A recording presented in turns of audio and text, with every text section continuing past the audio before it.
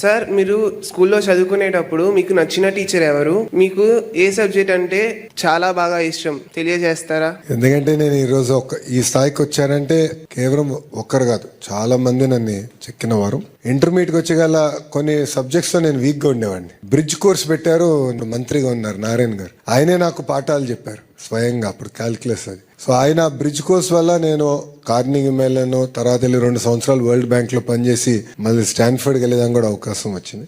Corning melon లో నా గురువు గారు రాజిరెడ్డి గారు కూడా ఏంటంటే చిత్తూరు జిల్లాలో ఒక మారుమూల గ్రామంలో జన్మించిన వారు. కార్నింగ్ మెల్లన్ యూనివర్సిటీకి వెళ్ళి అసలు కంప్యూటర్ సైన్స్ ల్యాబ్, అసలు మొత్తం ప్రోగ్రామ్ రూపొందించిన గొప్ప వ్యక్తి.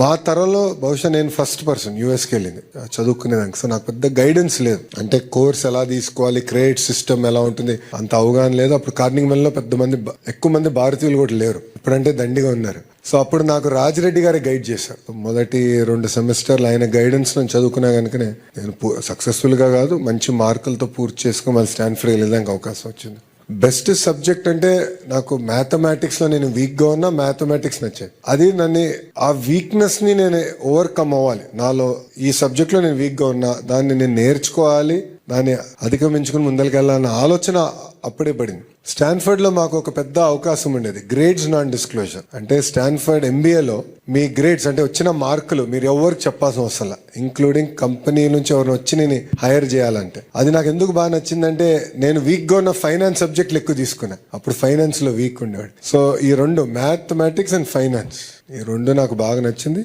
దేవుడి దయ వల్ల పర్ఫెక్ట్ అని నేను అనలేను, but definitely far better. Thank you అమ్మా.